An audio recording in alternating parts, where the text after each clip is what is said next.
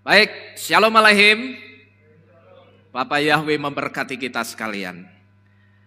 Bapak Ibu Saudara sekalian, pada pagi hari ini kita akan kembali bersama-sama merenungkan firman Tuhan yang pada pagi hari ini akan berbicara tentang Limnot Yameinu atau yang artinya menghitung hari-hari. Mari sebelumnya kita akan buka terlebih dahulu kitab suci kita di dalam kitab Tehilim atau kitab Mizmor atau kitab Mazmur pasal ke-90 ayat yang ke-12. Kita baca sama-sama saudara ya. Kitab Tehilim atau Mazmur 90 ayat yang ke-12. Sebelumnya kita buka atau kita baca ini dulu saudara yang ada di depan ini. Yang ada di bawah ini ya, dalam bahasa Ibraninya, supaya kita ngerti bahasa Ibraninya Mazmur 90 ayat 12 itu apa. Mari kita simpen dulu yang bahasa Indonesianya, kita menghadap ke depan semua, kita baca ini sama-sama. Alef, Bet, Gimel, Limnot, Yameinu, Ken, Hoda, Wenafi, Lefaf, Hakma. Sekali lagi saudara, Alef, Bet, Gimel, Limnot, Yameinu, Ken Hoda Wenafi Lefaf Hahmah. Mari kita membaca dalam bahasa Indonesianya. Alef Bet Gimel. Maka beritahukanlah kepada kami agar menghitung hari-hari kami, supaya kami dapat membawa jantung yang bijaksana. Amin. Amin. Nah Bapak Ibu Saudara sekalian, perlu kita ketahui bahwa apa yang kita baca ini adalah bagian dari doanya Mose atau Musa, yaitu doanya Mose yang ditulis di dalam kitab Tehilim atau kitab Mazmur. Jadi Bapak Ibu Saudara sekalian, dari sini kita tahu bahwa di dalam kitab Tehilim itu juga ada doanya Mose. Selama ini orang itu hanya tahu atau mengenal ucapannya Mose atau tulisan-tulisannya Mose itu hanya ada di dalam Torah atau hanya ada di dalam kelima kitab Mose, yaitu Kejadian sampai Keluaran. Tapi sekarang kita tahu saudara bahwa di dalam Ketuvim atau di dalam tulisan-tulisan seperti kitab Tehilim ini, di sini juga ada tulisannya Mose. Nah saudara-saudara sekalian, kalau kita melihat ayat ini dalam bahasa Ibraninya yang ada di depan ini, di sini kita melihat ada kata lev di dalam kata lefaf. Ya, jadi kalau saudara perhatikan di sini ada kata lefaf. Lefaf ini sebetulnya ada kata lev di sini. Levnya di mana? Ini lamet, lalu petik dan v. Ini dibaca lev. Yang artinya apa? Jantung, ya. Jadi kalau kita perhatikan dalam bahasa Ibraninya, kita bisa melihat ada kata lev yang artinya jantung di dalam kata lefaf. Saudara kalau membaca itu disesuaikan dengan bahasa Ibraninya. Kalau bahasa Ibraninya lev, ya kita bacanya jantung, jangan hati, saudara. Kalau hati itu bahasa Ibraninya kafet. Nah Bapak Ibu Saudara sekalian, adanya kata jantung di sini, ini kemudian menimbulkan satu pertanyaan saudara. Kenapa jantung yang harus dibuat bijaksana? Ya, kalau kita perhatikan tadi ada kata lev di dalam kata lefaf. Dan adanya kata lev di dalam kata lefaf ini kemudian menimbulkan satu pertanyaan, yaitu kenapa jantung yang harus dibuat bijaksana. Nah ini saudara, tidak lain karena pada waktu itu Mose itu tahu bahwa dari jantunglah keluar dorongan-dorongan keinginan daging, dan dari dalam jantunglah keluar kehendak-kehendak pribadi. Karena dari jantung darah itu dipompa ke seluruh tubuh, dan darah yang dipompa ke seluruh tubuh inilah analogi dari keinginan daging. Nah kalau kita berbicara tentang Mose saudara, tentu tidak akan jauh-jauh dari yang namanya bangsa Israel. Bahkan bisa saya katakan, kalau kita membicarakan Mose, kita itu juga pasti akan membicarakan siapa? Bangsa Israel. Nah, demikian pula sebaliknya. Kalau kita sedang membicarakan bangsa Israel, kita pasti juga akan membicarakan siapa? Mose, ya, bisa membicarakan Abraham, bisa membicarakan Harun, tapi yang paling kental, yang paling melekat ketika orang membicarakan bangsa Israel, itu biasanya orang juga akan membicarakan siapa? Mose atau Musa. Karena apa, saudara? Karena kehidupan Mose itu tidak terlepas dari bangsa Israel. Karena Mose dan bangsa Israel itu punya benang merah atau punya hubungan yang kuat. Mereka itu saling terkait, saudara. Dan kalau kita perhatikan kehidupan bangsa Israel ketika mereka ada di padang gurun dulu, di sini kita bisa melihat, saudara, seringkali orang-orang Israel itu menunjukkan satu sikap yang saya katakan sikapnya itu tidak baik kepada Bapa Yahweh. Dan sikap yang tidak baik itu tidak lain keluar dari dorongan keinginan daging mereka. Dan waktu itu kalau kita perhatikan sikap tidak baik yang paling fatal yang dilakukan dalam kehidupan bangsa Israel kepada Bapa Yahweh pada waktu itu apa, saudara? Sikap tidak baik yang paling fatal yang dilakukan bangsa Israel apa? Ketika mereka itu ngapain? Melebur semua perhiasan emas yang mereka punya, baik itu anting-anting, baik itu cincin maupun kalung, semua perhiasan emas yang mereka punya, emas murni itu kemudian dilebur jadi satu dan dibuat apa? Patung tuangan, patung lembu emas. Ya, karena di situ, saudara, mereka itu sudah membuat rohnya Bapak Yahweh itu sangat terluka. Bapak Yahweh itu rohnya sangat tersakiti pada saat itu. Ketika bangsa pilihan Bapa Yahweh, orang-orang yang digadang-gadang sangat dikasihi, yang dikatakan kamulah bangsa yang terpilih, imamat yang rajani dan umat kepunyaan Yahweh Elohim. Tapi ternyata begitu sampai di tengah-tengah padang gurun, mereka bukannya memuliakan Elohim mereka, mereka bukannya mengasihi Elohim mereka, tapi mereka justru kumpulkan semua perhiasan yang ada pada mereka, lalu semua perhiasan itu dilebur jadi satu dan dijadikan patung lembu emas. Di situ, saudara, Bapak Yahweh itu rohnya sangat terluka dan Bapak Yahweh itu sangat tersakiti. Maka inilah yang saya sebut dengan sikap yang tidak baik yang paling fatal yang dilakukan bangsa Israel di padang gurun pada waktu itu.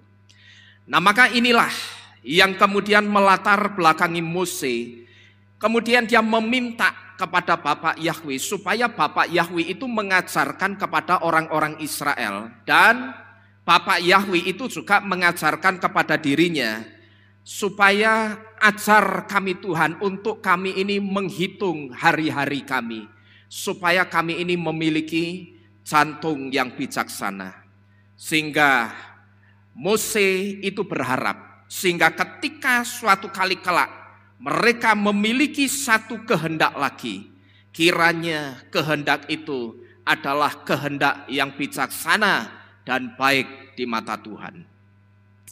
Nah, Bapak Ibu Saudara sekalian, dalam penggalan doa Mose ini, saya melihat ada beberapa pesan penting yang saya katakan pesan itu sangat dalam, yang bisa kita tarik dalam kehidupan kita menjadi satu pelajaran yang sangat berharga. Yang pertama, ketika Mose itu mengajarkan kepada kita, ajar kami Tuhan untuk kami itu selalu menghitung hari-hari kami, supaya kami memiliki jantung yang bijaksana. Pelajaran penting pertama yang bisa kita ambil dalam kehidupan kita adalah bahwa kita itu tidak boleh hanya menghitung berkatnya Bapak Yahweh. Sikap orang percaya yang benar dan bijaksana ketika orang merespon berkat Tuhan, itu bukan terus-terusan menghitung berapa banyak berkatnya. Perhatikan ini baik-baik saudara. Karena seringkali di luaran sana, saya perhatikan bahkan kalau orang itu masang status setelah dia menerima berkat dan dia merasa diberkati. Statusnya apa? Count your blessing. Seperti ini ya. Artinya apa ini? Hitunglah berkatmu, berkat-berkatmu ngitung. Tapi saya katakan sikap seperti ini sikap yang kuno. Karena apa? Yang dihitung cuma apanya? Berkatnya.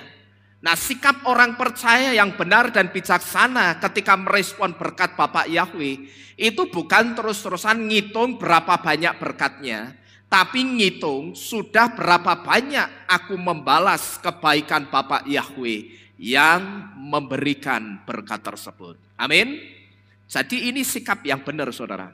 Bukan kita terus-terusan ngitung berkatnya. Bukan kita tidak boleh ngitung berkat, bukan. Boleh. Tentu saja kita harus menghitung berkat yang Bapak Yahweh kasih. Yang saya katakan sekalipun kita mau hitung pakai kalkulator secanggih apapun, berapapun harga kalkulator itu, saya katakan tidak ada satupun kalkulator yang bisa menghitung berkatnya Bapak Yahweh. Amin. Karena berkat Bapak Yahweh, kalau saudara perhatikan, berkat yang paling dahsyat ya, yang bisa kita rasakan setiap hari. Kalau konotasi kita itu bukan berkat itu cuma duit. Coba saudara renungkan, berapa triliun kubik udara yang sudah saudara hirup dan itu memberikan kehidupan bagi saudara. Coba saudara renungkan. Saudara bisa ngitung itu pakai kalkulator? Enggak bisa saudara. Ya, jadi kita itu bukannya tidak boleh ngitung berkat Bapak Yahweh. Boleh. Bahkan saya katakan kita harus ngitung. Cuman kita jangan berhenti sampai di ngitung tok. Jangan berhenti sampai ngitung terus berkatnya. Tapi sikap kita yang benar dan sikap yang bijaksana ketika kita itu diberkati Bapak Yahweh. Ini kita ngitung sudah berapa banyak ya aku itu bales kebaikan Tuhan yang memberkati kehidupanku. Seharusnya seperti ini saudara, sikap kita merespon berkat Tuhan. Sudah berapa banyak ya aku itu bales kebaikan Tuhan yang selalu memberkati kehidupanku. Bukan terus-terusan ngitung berkatnya sampai lupa bales. Karena dengan sikap seperti ini saudara, dengan kita punya sikap, aku tak ngitung kira-kira aku itu sudah bales Bapak Yahweh yang memberkati kehidupanku, itu sudah berapa banyak ya aku balesnya. Nah kalau saudara punya sikap seperti itu saudara, sikap saudara itu akan memunculkan yang namanya jantung yang bijaksana. Dan ketika jantung yang bijaksana itu muncul, maka jantung yang bijaksana itu akan mengatakan bahwa ternyata berkat Tuhan dalam kehidupanku itu besar sekali ya. Wah, ternyata aku tidak mampu menghitungnya. Nah, seperti inilah seharusnya jantung yang bijaksana itu. Karena apa saudara? Kenapa saya katakan kita tidak boleh terus-terusan ngitung berkatnya, tapi kita juga harus ngitung sudah berapa banyak aku bales kebaikan Tuhan yang memberkati kehidupan kita. Kenapa saya katakan seperti ini? Karena kalau kita hanya menghitung berkat Bapak Yahweh terus bedanya apa? Kita sama bakul lombok ini, ya. Yang saya katakan ngitung keuntungan terus, ngitung badi terus, setiap kali dagangannya laku. Lah bedanya apa? Kita sama bakul lombok. Yang begitu lomboknya payu, uangnya diterima, pembelinya pergi, ngitung ya padi piro ya mau ya kan. Bedanya apa saudara? Kalau kita itu terus-terusan ngitung berkat Tuhan, sedangkan kita tidak pernah ngitung aku itu sudah bales belum ya kebaikan Bapak Yahweh yang terus memberkati kehidupanku. Karena kalau kita hanya terus-terusan ngitung berkatnya Tuhan, kita tidak ada bedanya sama bakul lombok ini yang cuman ngitung berkatnya tapi tidak pernah ngitung balesnya kepada Tuhan itu seperti apa. Ya, jadi Bapak Ibu Saudara sekalian, memang saya katakan kita mau bales Tuhan kayak apapun, saya katakan itu tidak akan sebanding dengan apa yang Tuhan sudah kasih untuk kita. Ya, kita mau bales seperti apapun, dengan apapun, itu tidak akan pernah sebanding dengan apa yang Tuhan kasih untuk kita. Tapi masalahnya, kalau kita itu tidak pernah mengambil sikap membalas kebaikan Tuhan, saya katakan ini namanya keterlaluan, saudara. Maka terkadang saya perhatikan, ada orang yang kehidupannya itu saya perhatikan sangat diberkati Tuhan. Dia bisa punya rumah, dia punya kendaraan, dia punya mobil, punya sepeda motor. Sedangkan saya perhatikan dia tahu kalau ketika mendapatkan rumah, kendaraan itu tidak mudah. Tapi begitu kehidupannya itu dicukupi Bapak Yahweh, dibuat Bapak Yahweh berkelimpahan, dibuat Bapak Yahweh punya segala sesuatu. Saya perhatikan orang itu balas Tuhan saja enggak, saudara. Bahkan untuk beribadah saja terkadang saya perhatikan abot alot, berat, seperti berat gitu loh. Kayak berat untuk melangkahkan kakinya datang beribadah. Tapi saya perhatikan ketika orang itu bepergian kemana-mana di luar urusan dengan Tuhan, saya perhatikan orang itu dengan mudah pergi kemana-mana tanpa rasa bersalah. Seolah-olah saya perhatikan tanpa rasa bersalah. Kalau ibadah tidak pernah datang, kalau ibadah itu selalu mengetengahkan alasan macam-macam. Tapi kalau pergi ke mall, pergi urusan-urusan yang lain, saya perhatikan kok langkahnya licin banget ya. Kok kakinya itu jalannya lancar banget gitu loh. Tapi pada saat jam-jam ibadah, kok sepertinya kakinya itu berat. Dan mulutnya itu saya perhatikan selalu mengetengahkan alasan macam-macam. Saya hanya merenung begini, saudara. Kira-kira nanti kalau sampai orang ini tidak ikut dalam pengangkatan, apa ya dia akan masih bisa bersikap seperti itu? Ya. Jadi Bapak Ibu Saudara sekalian, kalau seperti ini, kita itu sama saja seperti 9 dari 10 orang yang disembuhkan Yesua, tapi mereka 9 orang itu tidak tahu berterima kasih. Kalau saudara perhatikan, bukankah dari 10 orang yang ditolong dan disembuhkan Yesua, waktu itu yang balik untuk mengucapkan terima kasih saja itu berapa orang? Cuman 1 orang, saudara. Keterlaluan enggak kira-kira?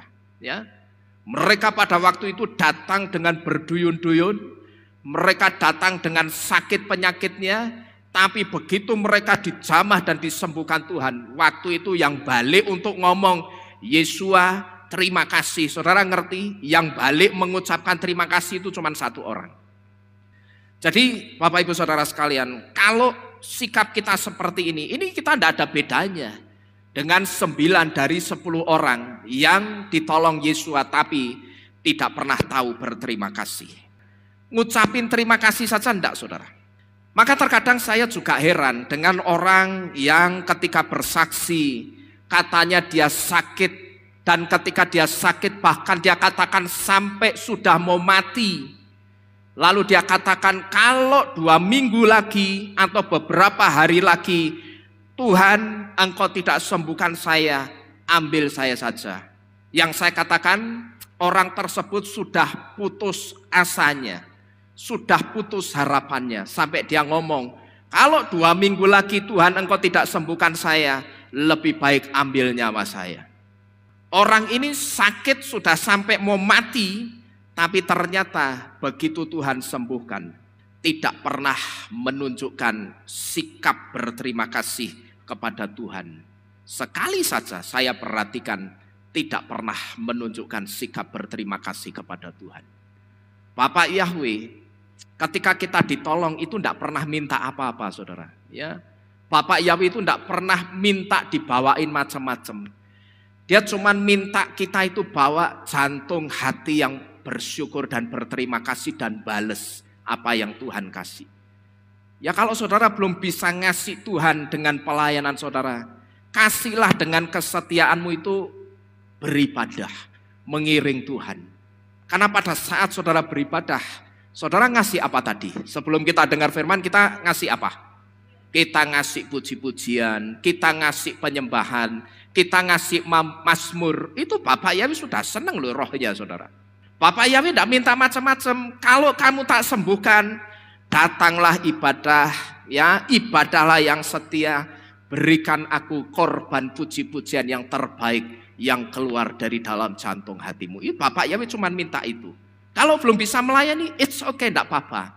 Nanti seiring berjalannya waktu, biar waktu yang memproses. Dan masuklah dalam pelayanan supaya engkau lebih lagi membalas kebaikan Tuhan. Tapi saya perhatikan orang itu ketika dia sakit parah sampai mau mati. Tapi ketika disembuhkan Tuhan, mengucapkan terima kasih sekali saja saya perhatikan tidak pernah. Bahkan ketika coba saya ingatkan, justru marah saudara. Saya katakan ya sudahlah, ya itulah manusia. Yang saya katakan kalau pas sakit itu ngesol-ngesol Tuhan, tapi begitu sembuh apa? Goodbye Bapak Yahweh ya. Terima kasih Tuhan ya, saya sudah sembuh. Ya maka saya katakan ya seperti itulah seringkali manusia kita. Yang ketika pada waktu sakit kita mepet-mepet Tuhan. Kita ngesol-ngesol Tuhan. Bahkan setengahnya ngancam, kalau 2 minggu lagi tidak sembuh, lebih baik ambil saja nyawaku. Tapi anehnya, begitu disembuhkan, bukannya mengucapkan terima kasih, justru kabur. Ya, jadi kalau saya renungkan, apa bedanya kita itu dengan 9 orang yang disembuhkan Yesua. Tapi sekalipun mereka tidak pernah ngelirik Yesua begini saja, tidak pernah saudara. Begitu disembuhkan, mulai saat ini sembuhlah sakitmu, langsung balik kanan gerak belandang, ya jerantal, langsung pergi, tidak tahu berterima kasih sedikit pun kepada Yesua. Jadi Bapak Ibu Saudara sekalian, ini pelajaran penting yang pertama yang bisa kita tarik dalam kehidupan kita. Bahwa ketika Mose itu mengajarkan kepada kita, ajar kami Tuhan menghitung hari-hari kami, supaya kami memiliki jantung yang bijaksana. Di situ sebetulnya Mose juga sedang memberitahu, jangan kita itu jadi orang percaya yang bisanya cuma ngitung berkat, tapi tidak pernah ngitung bales kebaikan Tuhan. Ini pelajaran pertama yang bisa kita tarik dalam kehidupan kita. Kemudian pelajaran lain yang juga bisa kita ambil dari doa Mose ini adalah bahwa limnot yamenu atau menghitung hari-hari akan membuat kita bijaksana. Ini karena kita akan menyadari satu fakta, bahwa setiap kali kita berulang tahun, itu artinya jatah waktu hidup kita di dunia ini itu bukan bertambah, tapi apa ini? Semakin berkurang, ya. Katakanlah umur kita ditetapkan Bapak Yahweh berapa? Sampai berapa? Kira-kira saudara mintanya ditetapkan sampai berapa? Aku mau hidup 1000 tahun lagi, uripen dewe, ya. Kira-kira saudara minta berapa tahun? Saya tanya Pak Suryatmo minta berapa Pak Sur kira-kira? Oh anak cucunya kenapa? Lah ini kan sudah delok. Masih apa? Oh tinggal 1, ya si siapa? Ipung ya. Ya saya berdoa untuk Ipung juga, supaya Bapak Yahweh kasih jodoh yang terbaik. Tapi kira-kira kalau bicara umur Bapak minta sampai berapa tahun? Ada enggak pernah terbesit keinginan?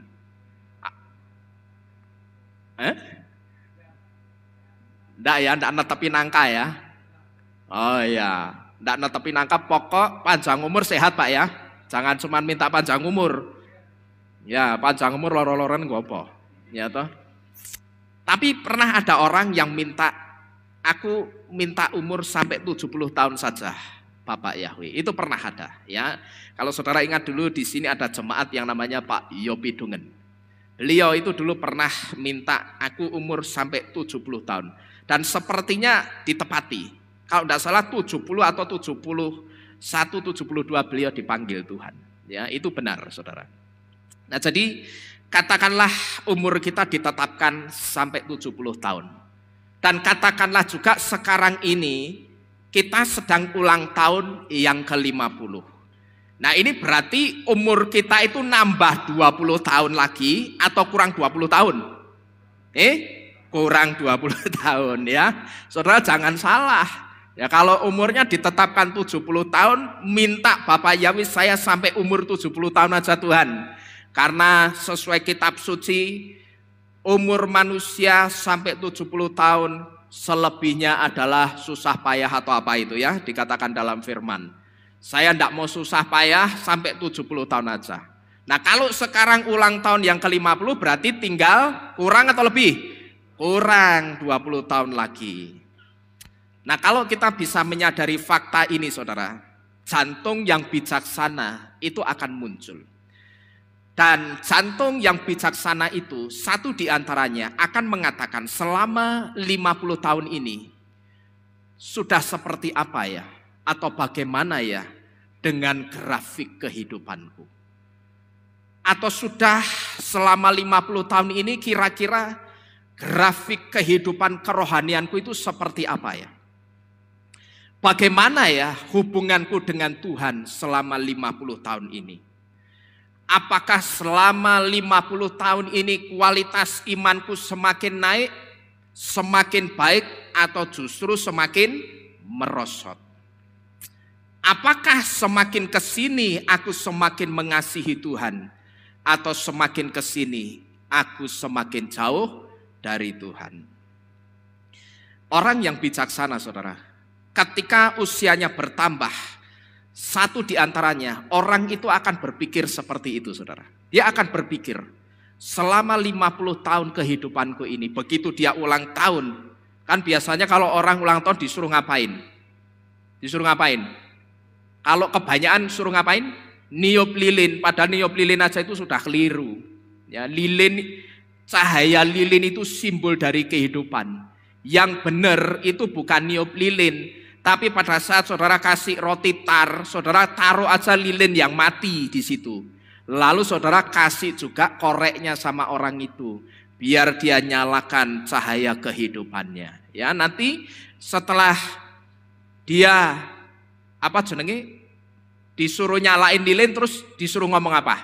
Biasanya apa? Make a wish, disuruh membuat apa? Harapan, mengatakan harapan-harapan. Orang kalau bijaksana, ketika dia make a wish, satu di antara wish yang dia minta, dia akan bertanya. Wish-nya itu justru dalam bentuk pertanyaan.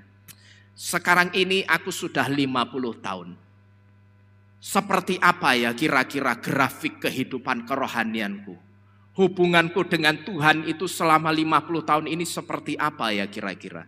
Apakah semakin kesini hubunganku dengan Tuhan itu semakin baik, atau justru hubunganku dengan Tuhan atau kualitas iman dan kerohanianku itu semakin merosot? Nah orang kalau bijaksana, satu di antaranya dia akan berpikir seperti itu. Bukan make a wish, ya, karena sudah tidak punya istri lagi, minta istri lagi, ya. Ya toh, karena merasa istrinya sudah dipanggil Tuhan, minta istri lagi. Ya saya katakan tidak salah saudara. Wong namanya minta, wong Bapak ya bisa saja mintalah, ya toh, saya alu, mintalah dan itu diberikan kepadamu. Saya katakan tidak salah. Ya cuman orang yang bijaksana, yang jantungnya bijaksana, ketika usianya bertambah, seharusnya yang pertama yang dia minta itu dalam wujud atau bentuk pertanyaan. Apakah dalam usiaku yang 50 ini hubunganku dengan Tuhan semakin baik, atau justru semakin kesini kualitas imanku tuh semakin merosot?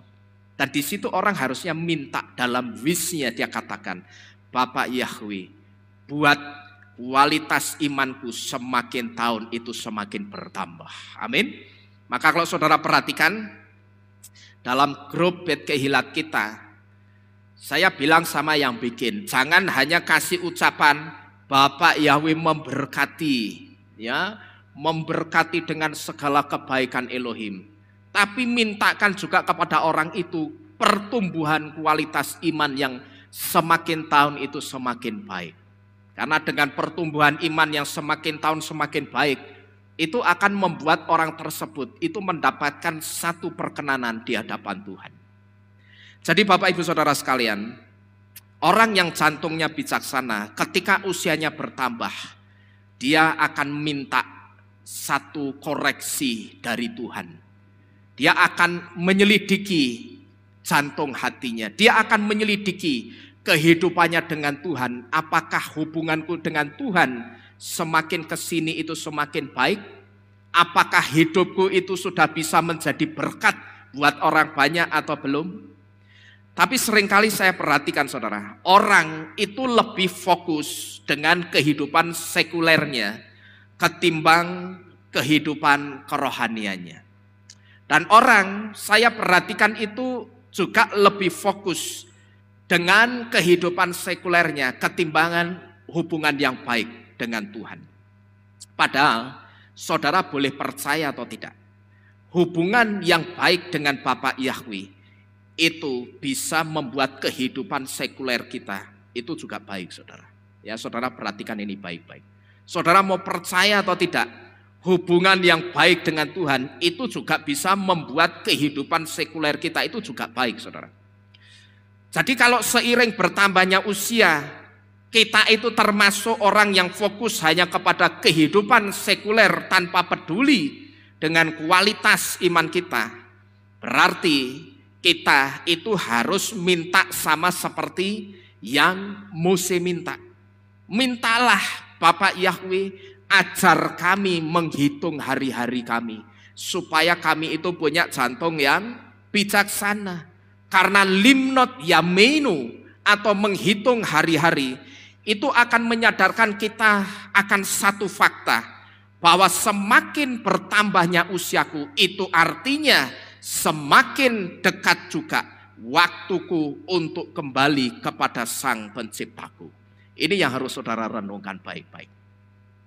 Limnot yamenu harus kita minta menghitung hari-hari, sikap menghitung hari-hari supaya jantung kita itu dikatakan lefaf, apa tadi, hakmah ya. Itu supaya tujuannya kita itu disadarkan akan satu fakta, bahwa dengan bertambahnya usiaku itu artinya waktuku untuk kembali kepada Sang Penciptaku itu semakin dekat waktunya. Sedangkan untuk berjumpa dengan Sang Pencipta kita nanti, kita itu tidak bisa menjumpai Pencipta kita dengan kualitas iman yang saya katakan biasa-biasa saudara. Saudara mesti akan ditolak.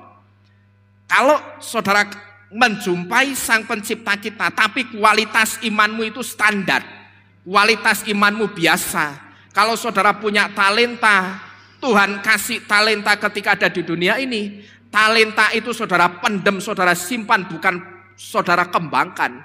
Saya sebut ketika saudara mati dalam keadaan talenta yang tidak berkembang, saya katakan kualitas imanmu itu berarti masih standar rata-rata kebanyakan orang. Ya, tapi yang jadi masalah ketika kita nanti mau menjumpai Sang Pencipta kita, kualitas iman kita itu tidak bisa standar. Maka kalau saudara ingat, pernah ada lagu yang dikatakan apa? Yesus bertanya kepada kita, adakah apa? Adakah apa? Iman di bumi ini, ya. Dari sini seharusnya kita ngerti saudara, bahwa ketika nanti Yesua datang, Yesua itu butuh kualitas iman yang di atas standar, di atas rata-rata. Karena untuk menjumpai Sang Pencipta kita kelak, kita itu tidak bisa menjumpai dengan kualitas iman yang standar. Kita mesti akan di-reject atau ditolak. Tapi iman yang benar-benar berkualitas, yang saya sebut dengan orang yang punya excellent spirit, orang yang rohnya itu luar biasa, itulah yang akan menjadi bekal kita atau tiket keselamatan kita untuk kita berjumpa dengan Sang Pencipta kita kelak. Jadi Bapak Ibu Saudara sekalian, renungkan ini baik-baik. Sampai detik ini, kualitas iman kita itu seperti apa? Apakah masih standar? Kalau jadi orang percaya ya cuma jadi orang percaya yang hanya kalau setiap jam-jam ibadah hanya datang beribadah. Yang saya sebut dengan saudara hanya cukup manasi bangku-bangku kehilat, setelah itu selesai pulang. Saudara ikut memuji-muji Tuhan, saudara diajar di dalam firman Tuhan. Tapi sayang begitu pulang sampai di rumah, apa yang saudara terima dari pengajaran firman itu tidak pernah saudara lakukan. Selama saudara tidak pernah melakukan, kualitas imanmu itu pasti akan standar. Hanya rata-rata kebanyakan orang. Sedangkan Yesua itu tidak butuh, mohon maaf saya harus mengatakan, Yesua itu tidak butuh orang yang kualitas imannya standar. Harus di atas standar, di atas rata-rata. Yang sampai Yesua itu katakan ketika aku mendapati iman pada orang ini, imannya, spiritnya itu benar-benar excellent. Saya rasa kita itu bisa mendeteksi sendiri. Kira-kira kualitas iman kita sekarang ini sampai detik ini seperti apa? Saya yakin saudara sudah dewasa rohani. Saya yakin saudara bisa mendeteksi sendiri. Kualitas imanmu seperti apa? Itu saudara bisa mendeteksi. Dan ketika saudara deteksi, kalau ternyata saudara deteksi, saudara perkirakan kok sepertinya masih standar ya kualitas imanku. Nah di situ saudara harus berusaha nge-push. Saudara harus berusaha nekan. Ya saudara push lebih lagi supaya imanmu itu ada di atas rata-rata. Jadi perhatikan ini baik-baik. Karena ketika nanti saudara percaya enggak suatu hari kelak kita mesti berjumpa dengan Yesus di awan-awan kemuliaan. Saudara percaya? Ya, kalau saudara percaya, satu hal yang harus saudara ngerti. Yesus itu butuh iman yang di atas rata-rata. Tidak cuman saudara sudah dimeterai nama Yahweh, nama Yesus lewat baptisan pembaruan. Perkawinanmu juga sudah diperbarui di dalam nama Yahweh, Yesus dan Ruach HaKodes. Lalu itu saudara jadikan sebagai tiket keselamatan utama. Oh tidak bisa. Kita memang sudah dimeterai. Tapi ingat, meterai kita itu hanya satu di antara syarat keselamatan. Nama Yahweh, nama Yesua itu satu di antara syarat keselamatan. Tapi nantinya Yesua itu tidak hanya butuh itu saudara. Tapi dia butuhkan iman yang di atas rata-rata. Jadi Bapak Ibu Saudara sekalian, ini pelajaran kedua yang bisa kita ambil di dalam kehidupan kita. Bahwa limnot yamenu atau menghitung hari-hari itu akan membuat kita bijaksana. Karena menghitung hari-hari atau dengan menghitung hari-hari, ini akan menyadarkan kita satu fakta. Bahwa setiap kali kita masuk dalam perayaan Huledet Syameah, Yom Huledet Syameah, hari sukacita lahir, maka saat itu usia kita itu bukannya bertambah tapi kurang 20 tahun lagi kalau kita ditetapkan 70 tahun dan sekarang kita ini ulang tahun yang ke-50. Jadi yang kedua, limnot yamenu itu untuk menyadarkan kita satu fakta ini. Ini yang kedua. Kemudian, kenapa dengan menghitung hari-hari ini bisa membuat jantung kita menjadi bijaksana? Menghitung hari-hari dan itu bisa membuat jantung kita menjadi bijaksana. Karena kita itu akan selalu belajar. Dan belajar yang dimaksud di sini adalah belajar dari kesalahan atau kegagalan yang pernah kita lakukan dulu. Dan ketika kita berhasil melewati kegagalan tersebut, kita bisa mengajarkan kembali kepada orang lain keberhasilan kita dalam melewati kegagalan tersebut.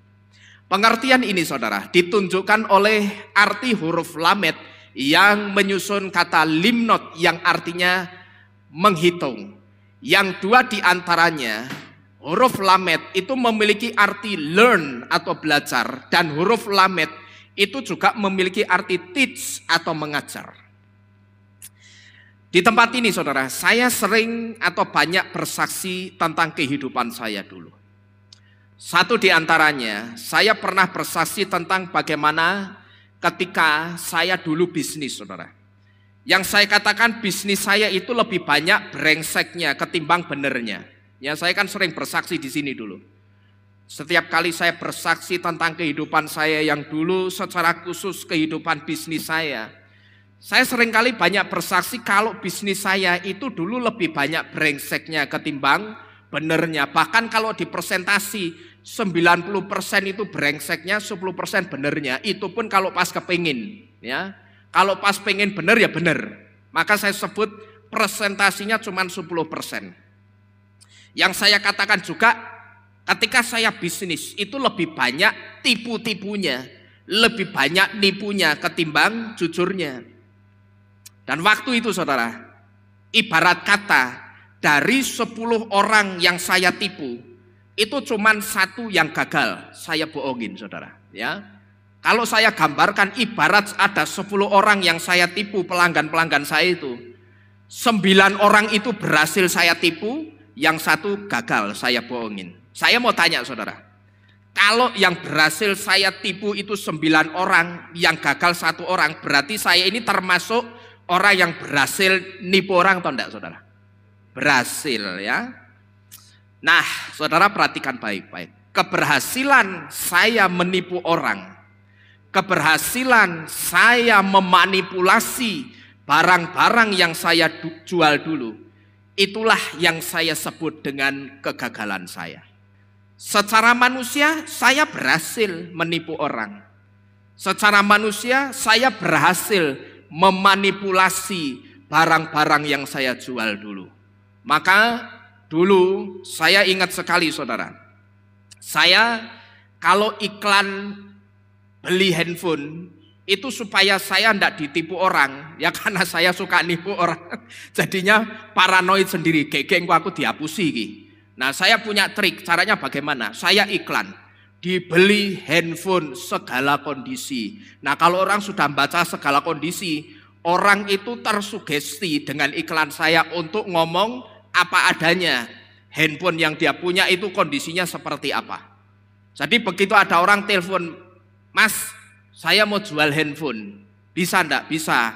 Mereknya apa? Tipenya apa? Ini. Ya katakanlah Nokia Communicator E90. Dulu disebutnya Communicator Ego E90. Kondisinya bagaimana? Rusak atau normal? Nah, karena dia sudah baca iklan saya dibeli HP segala kondisi, orang itu tersugesti dengan sendirinya ngomong jujur saudara. Kondisinya begini mas, ini kemarin habis jatuh, terus layar depannya mati. Nah, kalau sudah diceritain begitu, otak saya ini sudah bisa memetakan. Oh paling-paling jatuh mati mic-nya, mati LCD-nya itu cuman karena konektornya yang copot. Lah mintanya berapa? 3 juta. Wah kalau kondisi gitu saya mesti rakat, boleh enggak 1,5 juta.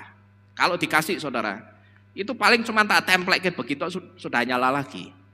Terus saya ingat dulu mesin-mesin handphone yang saya jual itu kebanyakan bukan mesin-mesin yang bagus saudara. Memang ada mesin-mesin yang memang sudah bagus, tapi ada mesin-mesin yang sudah saya sulap macam-macam. Ya bahkan saya katakan kalau mesin jahit itu bisa saya masukkan, tak ganti mesin jahit.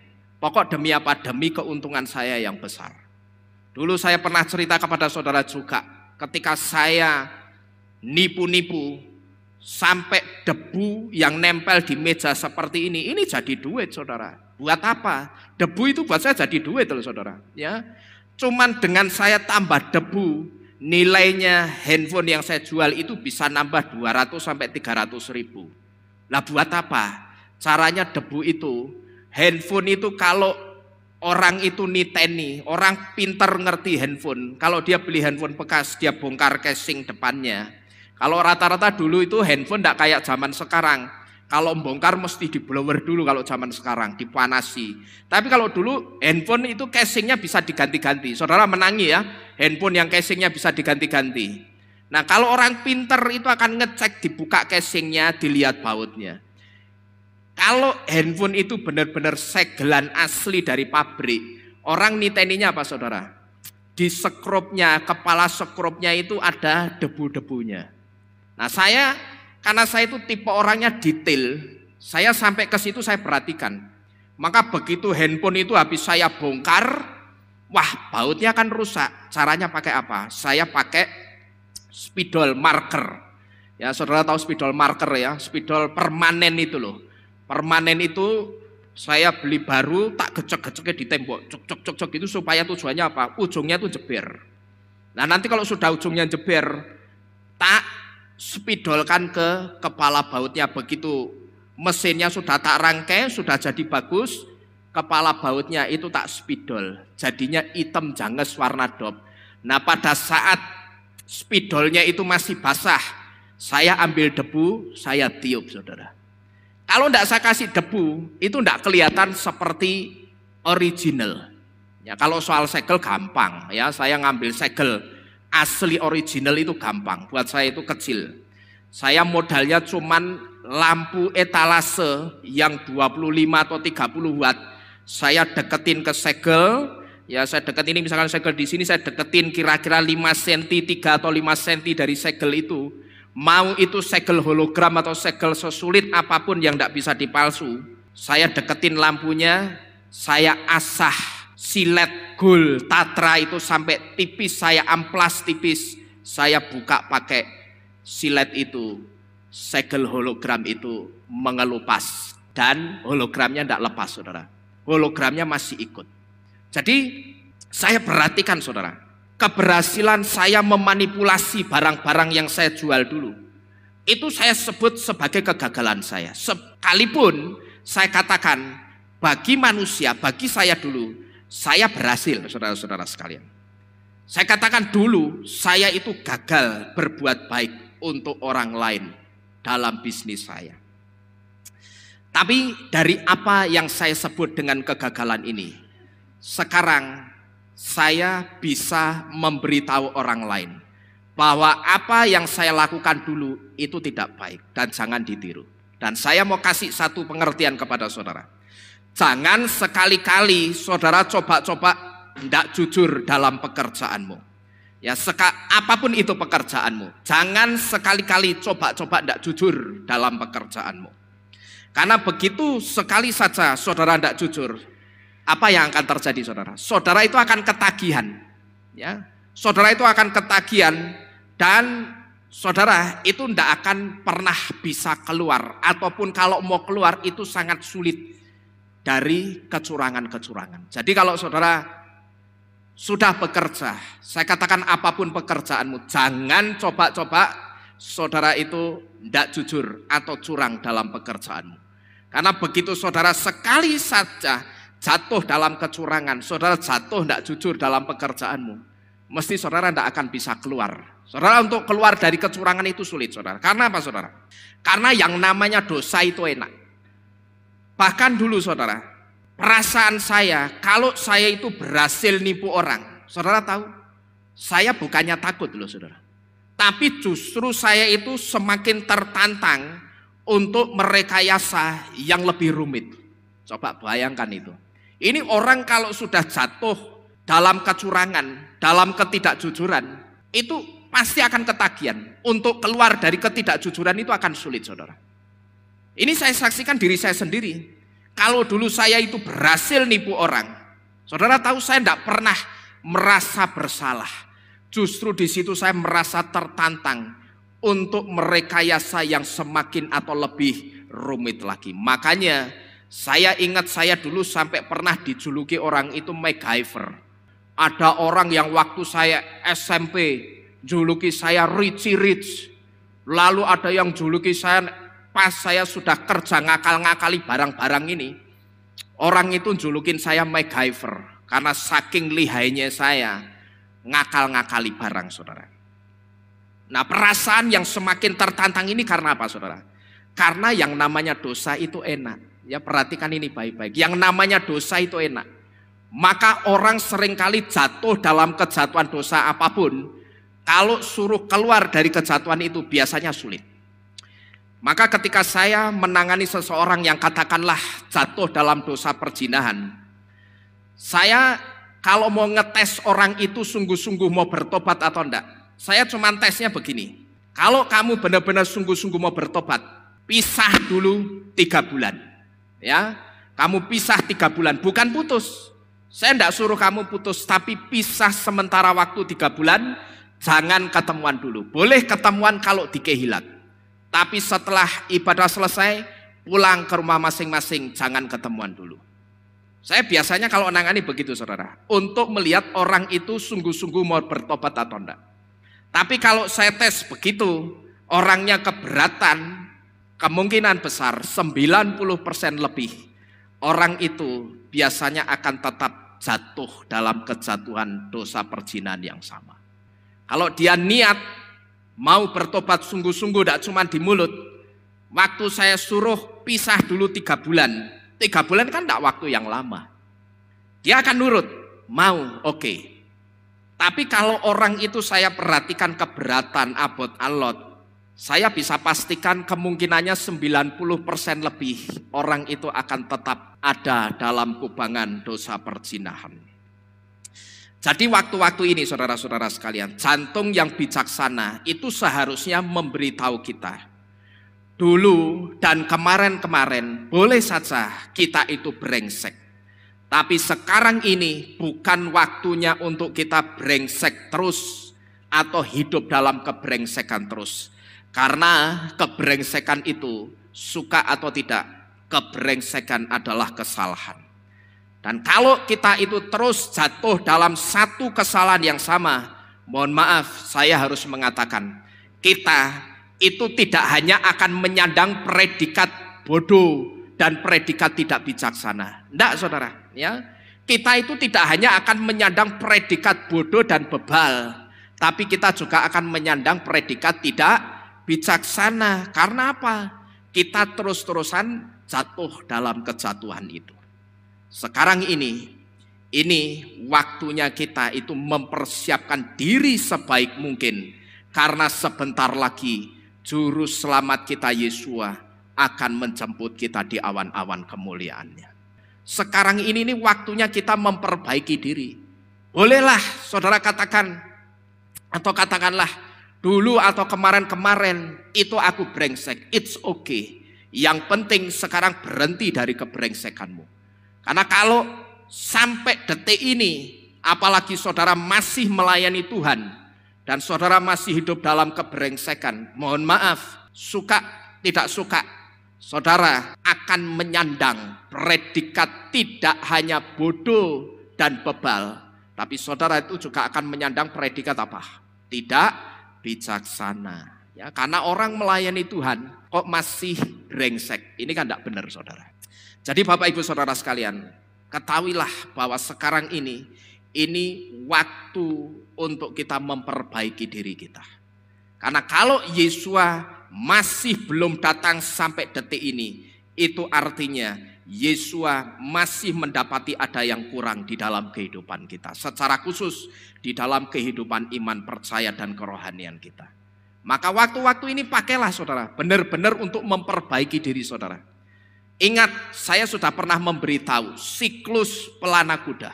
Jangan saudara terlena dengan Yom Teruah tanggal 1 Tisri yang kita percaya hanya kurang hari raya itu yang belum digenapi Yesua. Maka kita over percaya diri dengan mengatakan masih ada kesempatan kok untuk aku bertobat. Karena tanggal 1 Tisri itu masih lama. Ya, masih ada kesempatan, masih bulan September atau Oktober nanti, masih lama. Tapi ingat baik-baik, siklus pelana kuda itu memberitahu kita dengan jelas bahwa justru ketika euforia tentang waktu kedatangan Yesua itu sedang menurun, sedang tidak dibicarakan orang, saat itulah tidak menutup kemungkinan Yesua itu bisa datang. Sekarang saya tanya, sekarang ini tanggal 1 Tisri atau bukan? Bukan. Ya, ini sudah bulan apa iki jenenge iki? Ya, kalau Ibrani ini bulan apa ya, saya lupa ya. Nah, ini sudah bukan bulan Tisri dan juga bukan tanggal 1 Tisri. Tapi jangan pernah saudara mengira, ini kan bukan tanggal 1 Tisri. Yesua tidak mungkin datang. Wong dia kan dinubuatkan akan menggenapi 7 hari raya. Yesua tidak akan keluar dari 7 hari raya. Sudah 6 digenapi kurang 1, mesti digenapi Yesua. Saudara jangan berpikir seperti itu. Karena setelah saya coba belajar lebih dalam lagi, saya menemukan yang namanya siklus pelana kuda yang sudah memberitahu kita dengan jelas bahwa ketika euforia atau semarak orang membicarakan tentang waktu kedatangan Yesua itu sudah mereda, meredup, orang mulai tidak membicarakan lagi soal waktu kedatangan Yesua. Saat itulah tidak menutup kemungkinan Yesua itu bisa datang sewaktu-waktu untuk menjemput kita. Bisa sewaktu-waktu datang untuk menjemput kita. Jadi waktu-waktu ini yang benar itu waktu untuk kita memperbaiki diri sebaik mungkin. Karena sebentar lagi, tidak lama lagi, juru selamat kita Yesua pasti datang untuk menjemput kita di awan-awan kemuliaannya. Kemudian berikutnya, menghitung hari-hari bisa membuat jantung kita menjadi bijaksana. Karena kita akan selalu diingatkan dengan peristiwa korban darah yang dilakukan Yesua ketika merebut jiwa kita dari tangan setan di jurang kebinasaan. Pengertian ini ditunjukkan oleh arti huruf mem yang menyusun kata limnot yang artinya menghitung, yang memiliki arti blood atau darah. Dan huruf mem di dalam kata limnot ini juga memiliki arti sacrifice atau pengorbanan. Bapak Ibu Saudara sekalian, peristiwa korban darah yang dilakukan Yesua ini, asal saudara tahu, ini pernah mau dikaburkan dan pernah mau dihapus setan. Caranya bagaimana? Caranya, waktu itu setan menghembuskan berita bohong. Setan ngomong apa dalam berita bohongnya? Dia katakan yang disalib itu sebetulnya bukan Yesua, tapi cuman orang yang diserupakan dengan Yesua. Itu saya sebut sebagai upaya setan untuk mengaburkan dan menghapus peristiwa korban darah yang dilakukan Yesua. Tujuannya apa? Supaya orang itu yakin bahwa memang yang mati itu sebetulnya bukan Yesua, tapi cuman manusia biasa yang diserupakan dengan Yesua. Nah, kalau cuman manusia biasa, sehingga orang itu akan berpikir, buat apa kalau begitu aku percaya sama Yesua? Karena ternyata yang mati bukan Yesua. Ya, lalu setan itu juga menghembuskan berita bohong. Dia katakan sebetulnya Yesua itu tidak mati di kayu salib, tapi Allah telah mengangkatnya. Jadi ini berita-berita bohong yang coba dihembuskan setan untuk menghapus dan mengaburkan peristiwa korban darah. Tetapi kembali kita bisa melihat di sini saudara, bahwa tidak ada yang bisa membendung kekuatan Tuhan kita Yesua. Semua rencana setan itu digagalkan oleh kematian Yesua. Saya katakan tidak hanya kebangkitan Yesua yang punya kuasa, tapi kematian Yesua itu punya kuasa. Amin. Buktinya apa? Saudara sama saya sekarang ada di sini. Ini menunjukkan kalau kematian Yesua yang ketika dia mati, dia ada di perut bumi selama 3 hari 3 malam untuk merebut jiwa kita dari tangan setan. Sudah kelihatan buktinya, saudara dan saya ada di tempat ini untuk memuliakan Yesua. Nah, ini buktinya apa? Ini sebagai bukti kalau yang berkuasa itu tidak hanya kebangkitannya Yesua, tapi kematiannya Yesua itu juga punya kuasa. Kematian Yesua itu berusaha dikaburkan setan, karena setan itu ngerti yang mati ini bukan orang sembarangan, yang mati ini bukan pribadi sembarangan. Setan ngerti yang mati ini punya kuasa untuk bangkit lagi dari kematiannya. Kalau sampai berita ini tidak aku kaburkan dan aku hapus, dan kalau sampai Yesua itu mati dan dia benar-benar bangkit lagi pada hari yang ketiga, maka orang itu akan percaya kepada Yesua. Nah, percayanya orang kepada Yesua karena kebangkitannya inilah yang berusaha dikaburkan oleh setan. Satu di antaranya dia gimana? dia hembuskan itu berita kebohongan. Jadi Bapak Ibu Saudara sekalian, yang ketiga, dengan menghitung hari-hari, kita itu akan terus diingatkan dengan satu peristiwa yang saya sebut dengan peristiwa korban darah. Karena kalau kita itu masih bisa menghitung hari-hari kita, itu tandanya kita itu masih bernafas atau masih hidup. Dan bisanya kita bernafas sampai hari ini karena dulu pernah ada darah yang dikorbankan untuk menebus jiwa kita. Saudara pernah nonton film Mumi yang bangkit setelah ditetesi darah manusia? Pernah enggak?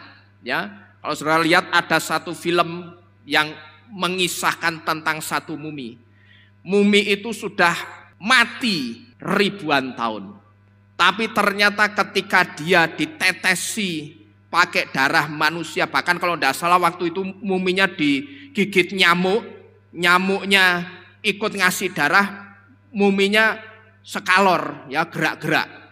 Tapi pada saat mumi itu di mulutnya yang mangap, ditetesi darah manusia, mumi itu bangkit saudara, hidup lagi.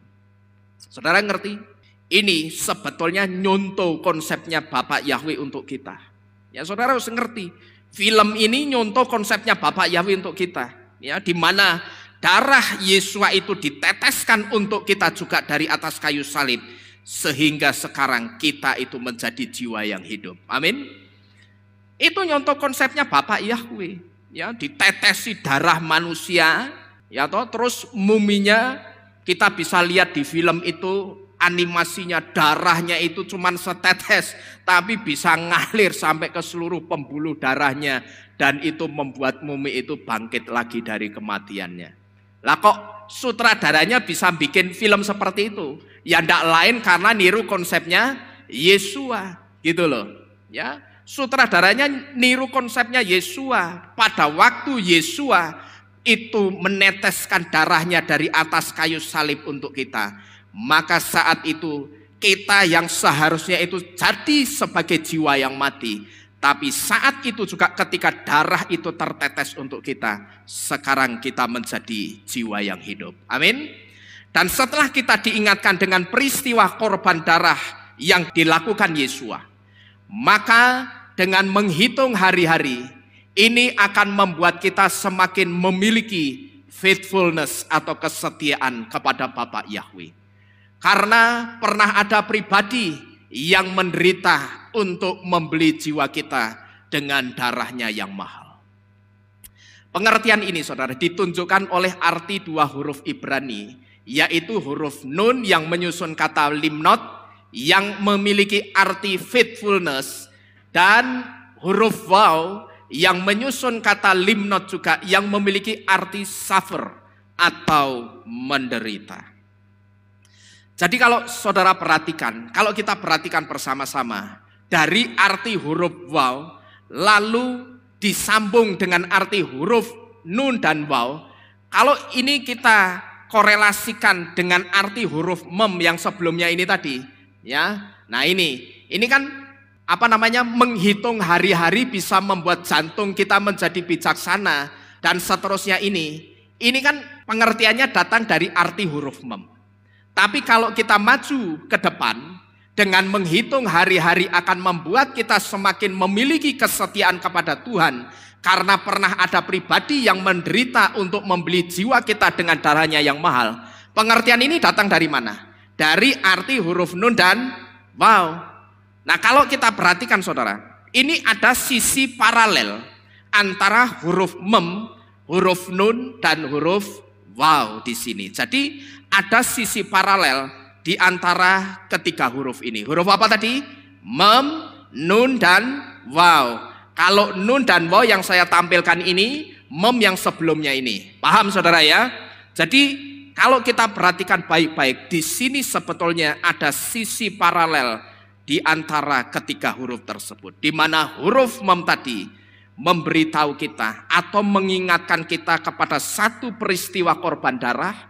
Lalu huruf waw mengingatkan kita bahwa pernah ada pribadi yang menderita untuk kita, untuk membeli jiwa kita.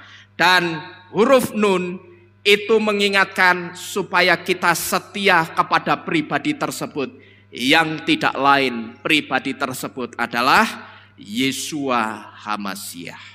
Jadi kalau kita perhatikan, ini ada satu benang merah yang kuat di dalam kata limnot.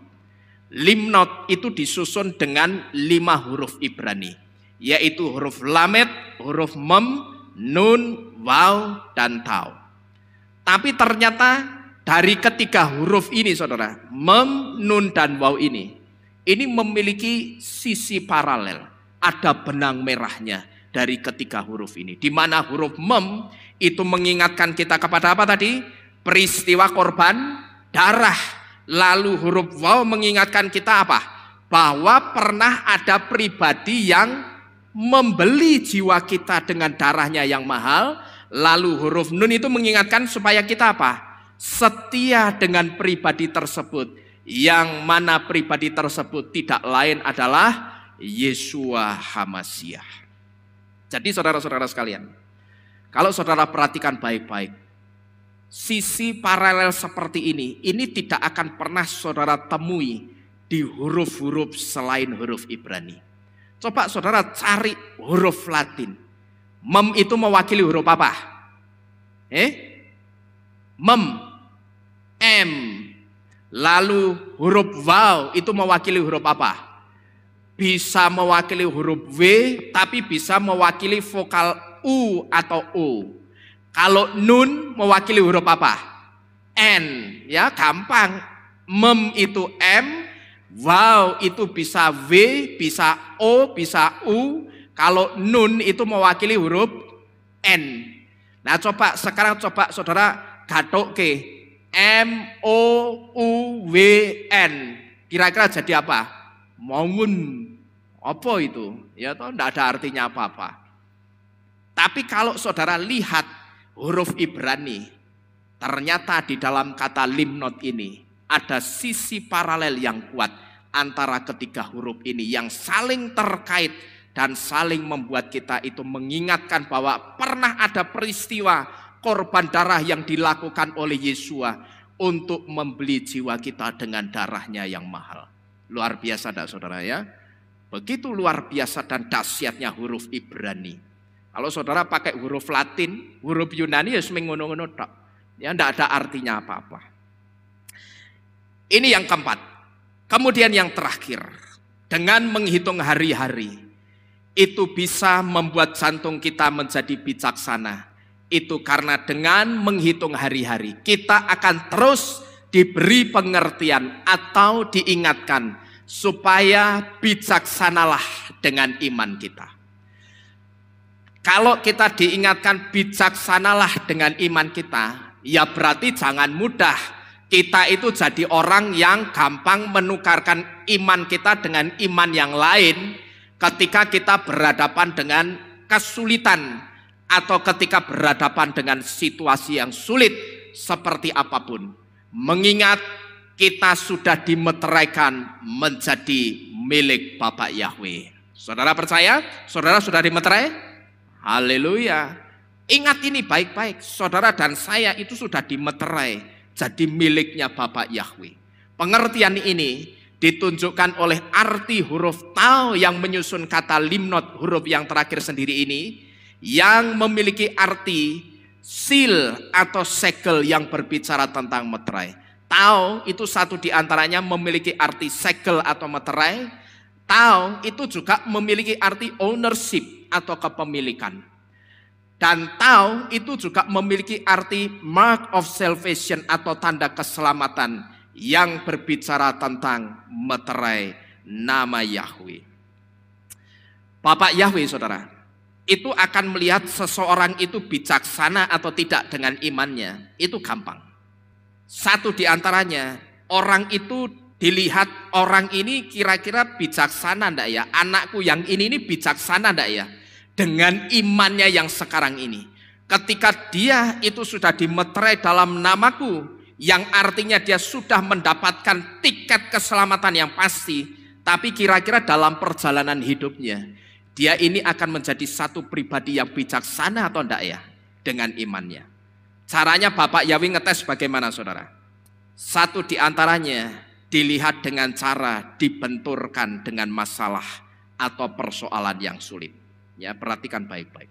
Bapak Yahweh kalau ngetes kualitas iman seseorang, satu di antaranya itu orang itu dibenturkan dengan situasi yang sulit, dengan persoalan, dengan masalah yang bagi dia ini sepertinya sudah tidak mungkin aku bisa menyelesaikan masalah ini.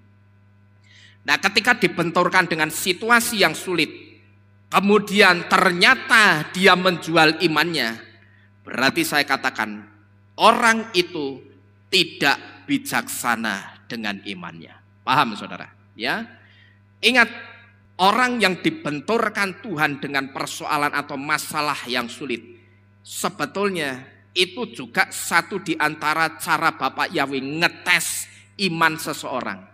Kira-kira orang ini bijaksana enggak dengan imannya? Dia sudah dapat tiket keselamatan yang mahal, sekalipun tiket itu aku berikan gratis. Coba barang gratisan ini dengan barang gratisan yang bisa menyelamatkan imannya ini, dia bisa bersikap bijaksana enggak dengan imannya? Nah, satu di antaranya orang itu akan dibenturkan, ya, dibenturkan, dijebleske sama satu masalah atau persoalan. Nah, ketika dibenturkan dengan persoalan, kemudian dia menjual imannya, di situ kita bisa memastikan bahwa orang itu berarti tidak bijaksana dengan imannya. Maka terus terang saudara, ketika saya mendapatkan satu kabar, saya sebut orang sajalah ya, ada orang yang menjual imannya karena katanya, saya dengar alasannya itu kalau buat saya gondes, ya alasannya sepele. Saya dengar katanya saya terpaksa masuk dan menukarkan Bapak Yahweh dengan iman yang lain karena supaya masa tua saya itu tidak kesulitan uang. Katanya seperti itu. Orang ini berpikir kekasihnya yang di luar Bapak Yahweh ini, ketika aku nanti hidup dengan kekasihku yang di luar Bapak Yahweh ini, aku mesti bisa hidup bahagia sampai masa tuaku. Saya dengar dari beberapa orang yang kasih laporan ke saya, alasannya karena itu, karena dia ingin selama ini dia hidup dalam keterbatasan. Ya, dia merasa hidupnya kurang. Padahal kalau saya perhatikan sebetulnya tidak kurang-kurang amat. Cukup nyatanya sampai hari ini dia bisa hidup, dan saya perhatikan badannya juga bukan yang kurus kering, tapi badannya berisi. Jadi saya sebut sebetulnya orang ini dipelihara Bapak Yahweh saudara.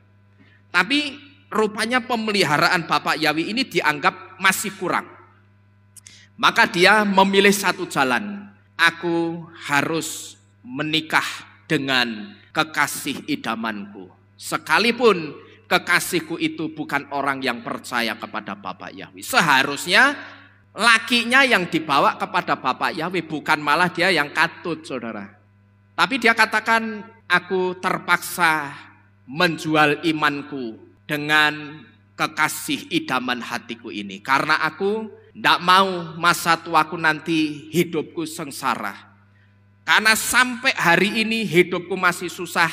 Aku tidak mau nanti aku mati dalam keadaan yang masih sengsara. Bapak Ibu Saudara sekalian, ketika saya mendengar berita ini, saya hanya ngomong, ya semoga perkututnya tidak mati dulu, kayak punyanya bintang film dulu. Saya cuma bilang gitu saudara. Ya, waktu itu saya cuma ngomong, ya semoga perkututnya tidak mati dulu, kayak perkutut punyanya bintang film dulu. Saya tidak usah nyebut nama karena ini memang masuk YouTube ya. Nanti tiwas Tuhannya ditukar, kayak punya bintang film dulu, Tuhannya ditukar sama burung perkutut, ternyata burung perkututnya mati saudara. Ada dulu ya. Tapi begitu saya bersuara soal sikap bintang film ini, rupanya ada yang tidak suka hati saudara. Ada yang ngamuk-ngamuk sama saya. Lalu memang bener kok, Tuhanmu mbok ijolke manuk, ya kan? Sekarang burungnya mati, dia nangis-nangis. Nah, maka ketika saya mendengar laporan ini, saya hanya cuma ngomong, ya semoga saja perkututnya itu masih bisa hidup terus langgeng sampai tua. Ya, jangan mati dulu kayak punyanya artis bintang film dulu. Karena pada saat si artis ini dulu tiwas menukarkan Tuhannya dengan perkutut, ternyata tidak lama perkututnya mati, saudara. Ya, semoga juga yang menukarkan Bapak Yahweh dengan perkutut, semoga juga perkututnya masih bisa manggung lah sampai tua ya. Cuman manggungnya tolong diperhatikan. Tolong yang ngerti sampaikan ini ya. Tolong manggungnya diperhatikan ya. Karena kutut yang bagus, perkutut yang bagus itu pola suaranya itu harus, kalau orang ngerti kutut ngerti. Ada yang ngerti kutut enggak sini? Ada yang senang perkutut? Pak Budi senang enggak perkutut? Enggak senang. Ada yang ngerti perkutut enggak? Karena kalau saya ngomong sama orang enggak ngerti perkutut percuma ya. Orang kalau ngerti perkutut, manggungnya yang bagus itu bunyinya klar ketekung gitu loh saudara. Itu polanya bunyi suara perkutut yang bagus. Jadi klar ketekung. Ya pokok saya cuma mau menyampaikan gini, kalau manggungnya itu masih klar ketekung ya masih bagus. Ya pokok kalau bunyi tengahnya masih ketek masih bagus. Tapi nek sampai bunyinya mulai berubah jadi ketik, nah itu hati-hati ya. Karena kalau sudah klar ketikung, repot. Ya, apalagi kalau bunyinya itu berubah jadi klar kecemplung, ukut, ya. Maka saya cuma minta tolong sampaikan aja sama yang menukarkan Bapak Yahweh sama perkutut. Ya, tolong perkututnya diawasi terus, dimandiin setiap hari supaya bunyinya tetap klar ketekung. Ya, jangan sampai klar ketikung sama klar kecemplung. Karena kalau sudah kelar ketikung sama kelar kecemplung ya kukut, saudara-saudara ya. Jadi Bapak Ibu Saudara sekalian, melalui doanya Musa, ya saya geli juga ya kadang orang itu aneh. Ya wis tua, tinggal ngenteni mati ya dadak apa namanya? Wong sudah menunggu kedatangan Yesus, tinggal sebentar lagi ya dadak ijol manuki nopo gitu loh ya. Saya itu kadang heran gitu. Oh Bapak Yahweh ini tidak main-main. Ini sudah final destination, tujuan akhir untuk iman percaya kita yang paling benar. Yang seringkali saya katakan saudara mundur seperempat langkah saja, saudara balik ke Yesus Kristus, saudara tidak akan selamat, tak akan dani. Lah kok ini malah dijolke manuk. Kadang saya itu bingung saudara. Sudah ngerti manuk mambu dijoli, itu loh. Ya, kadang itu saya heran. Ya, tapi sudahlah ya. Kita kembali ke mana? Laptop ya. Jadi melalui doanya Musa, Bapak Ibu Saudara sekalian, memberi satu pelajaran yang baik untuk iman kita. Dia katakan apa? Ajar kami Bapak Yahweh menghitung hari-hari kami supaya kami bisa mempersembahkan jantung yang bijaksana kepadamu. Amin. Apa yang diajarkan Musa ini adalah satu pelajaran yang baik untuk iman kita. Dia katakan, ajar kami Tuhan, ajar kami Bapak Yahweh, untuk kami selalu menghitung hari-hari kami, supaya kami ini bisa mempersembahkan kepadamu satu jantung yang bijaksana bagi Bapak Yahweh. Amin. Bapak Yahweh memberkati kita sekalian. Mari bersama-sama kita tunduk di dalam doa. Kita akan mengucap syukur untuk firman yang sudah mengajar kita pada pagi hari ini.